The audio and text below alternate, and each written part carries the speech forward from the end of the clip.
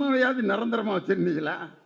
அதுக்கப்புறம் ஒரு பச்சை சீலையை கட்டி இன்னொரு அம்மாவை உருவாக்கி சின்னம்மா அப்படின்னா அந்த அம்மா எங்க கிடக்குன்னே தெரியலப்ப. அந்த அம்மாவோட காலில் உளுந்து முதலமைச்சரானவர் தான் எடப்பாடி பழனிசாமி. என் தலைவரை கை நீட்டி பேசுவதற்கு எந்த அருகதையும் இல்லை அவருக்கு.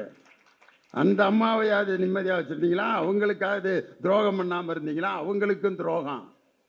துரோகத்தின் மொத்த உருவமாக இருக்கும் எடப்பாடி பழனிசாமி.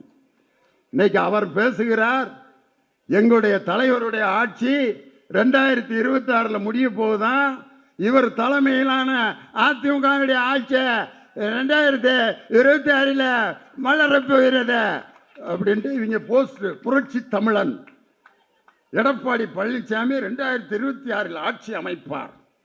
எம்ஜிஆர் மாதிரி தொப்பி வச்சு கூலிங் கிளாஸ் போட்டு விட்டுருக்காங்க. எம்ஜிஆர் கல்லறையிலிருந்து அழுதுகிட்டு இருக்காரு.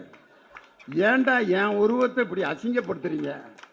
அந்த வெள்ளை தொப்பியும் கூலிங் கிளாஸும் அவர் ஒருத்தருக்கு தாயா நல்லா இருக்கான். நீ இந்த விருக்கு போட்டு எங்க தலைவர் மஞ்சள் துண்டா போட்டு உட்காந்துருக்காரு, இல்ல கூலிங் கிளாஸ் போட்டு உட்காந்துருக்காரா?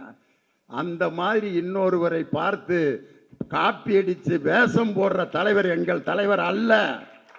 தலைவர் முத்தமிழறிஞரின் செயலை பின்பற்றுவாரே ஒழிய அவருடைய மஞ்சள் துண்டையும் கூலிங் கிளாஸையும் போட்டுக்கிட்டு நாடகம் போடுபவர் என் தலைவர் அல்ல. வெள்ளை தொப்பியை வச்சு கூலிங் கிளாஸ். இதுல எம்ஜிஆருடைய பிறந்த நாள் நேரம் ஆகி போச்சா? எம்ஜிஆருடைய பிறந்த நாள் நடத்துறாங்க. அப்போ உட்காந்து அதிமுகவோட பயிற்சியில் நம்ம